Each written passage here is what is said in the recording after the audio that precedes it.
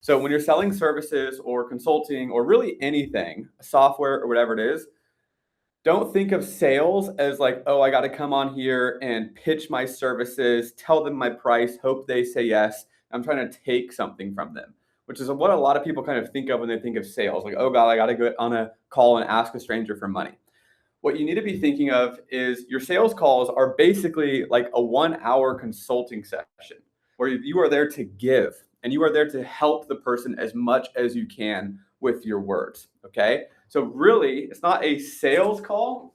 What everyone thinks of a sales call, it's actually a discovery call. Okay.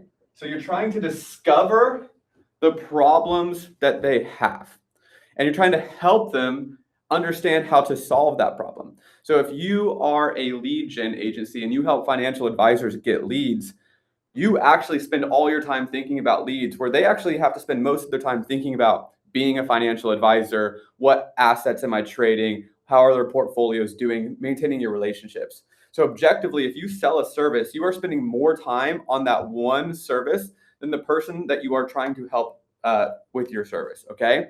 So you need to understand that when you get on a call with someone, the only thing you're trying to do for the first like 15 minutes is deeply understand them and their business. Okay. So the very first question when you get on a call, let's imagine you're selling financial services and you get on a call. The very first thing you do is ask them what motivated you to hop on this call. Why did you schedule this call?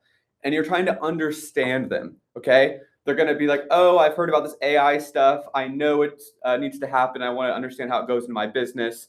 Maybe you'll get a really out there answer that you weren't expecting. So then you can start molding your conversation to what they're giving you. Okay. The key principle is that when you're asking questions on a sales call is they're actually telling you the words that you can use to close them. Okay. They're basically telling you where they need help. And so if you're a smart, advanced salesperson, you're asking questions just so you know how to form your pitch to make it irresistible to them at the end. That's all in theory. Let me actually give you more tactical ways to go about this. So first question, again, when we're walking in, we're trying to discover. It's a discovery call. So we're talking to them, trying to figure out ways we can help them. And so we need to ask them questions about their business. The best one is one, what motivated you to get on this call? Listen to what they say. Ask a few follow-up questions to make sure it's crystal clear you understand why they're there. Now, once you understand why they're there, you want to understand what they've done before. Okay, so question one is, why did you get on the call? Question two is, what have you done before?